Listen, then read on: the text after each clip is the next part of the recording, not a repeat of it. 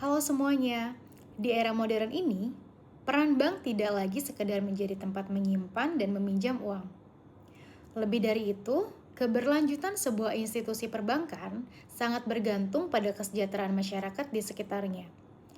Mari kita lihat contoh nyata dari industri perbankan, yaitu adalah dari Bank BRI. Melalui inisiatif Desa Brilian dengan program ini, bank tidak hanya hadir sebagai lembaga keuangan, tetapi terlibat langsung dalam memperdayakan ekonomi lokal. Mereka memberikan edukasi literasi keuangan, pelatihan digitalisasi bisnis bagi pelaku UMKM, serta bantuan infrastruktur penunjang dari ratusan desa di Indonesia. Ini adalah bukti nyata bagaimana bisnis perbankan terlibat aktif dalam memecahkan masalah kesenjangan ekonomi dan keterbatasan akses pendidikan finansial di masyarakat. Manfaat timbal balik bagi perusahaan dan komunitas. Keterlibatan komunitas menciptakan dampak positif dua arah yang luar biasa. Bagi perusahaan atau bagi bank, yang pertama, bank memperoleh reputasi dan citra merek yang jauh lebih kuat sebagai lembaga yang peduli. Yang kedua, program ini secara langsung meningkatkan kepercayaan pelanggan dan akuisisi nasabah baru. Warga desa yang tadinya tidak tersentuh perbankan kini menjadi nasabah loyal.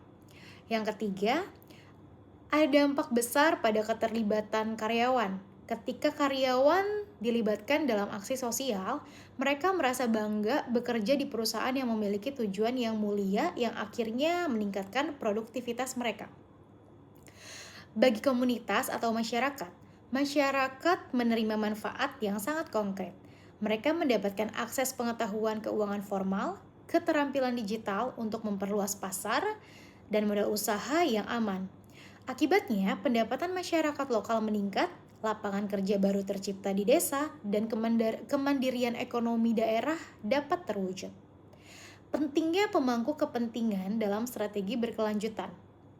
Lalu mengapa sangat penting bagi manajemen perbankan untuk selalu mempertimbangkan pemangku kepentingan masyarakat dalam setiap pengambilan keputusan dan strategi berkelanjutan mereka?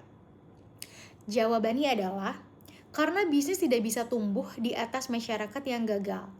Jika ekonomi masyarakat sekitar runtuh, angka kredit pasti akan macet, akan melonjak, dan bisnis bank pun akan terancam.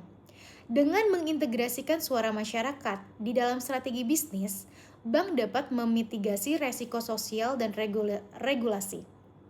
Pemangku kepentingan seperti masyarakat, pemerintah, lingkungan, dan ekosistem penopang memperhatikan mereka bukan lagi sekadar aksi sukarela, melainkan bagian dari strategi inti keberlangsungan bisnis jangka panjang. Rekomendasi untuk tetap kompetitif dan penutup.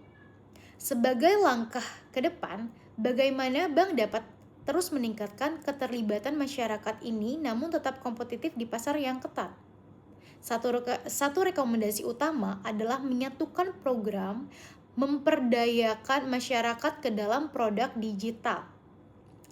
Bank dapat meluncurkan fitur di aplikasi mobile banking mereka yang memungkinkan nasabah untuk berinvestasi pada obligasi hijau atau amanah UMKM, di mana dana yang terkumpul akan disalurkan khusus untuk pembiayaan bisnis yang ramah lingkungan dan UMKM desa binaan dengan bunga yang kompetitif. Kesimpulannya, ketika bisnis berkontribusi aktif menyelesaikan masalah dari masyarakat, mereka tidak sedang membuang biaya, mereka sedang berinvestasi untuk memperkuat masa depan bisnis mereka sendiri. Terima kasih.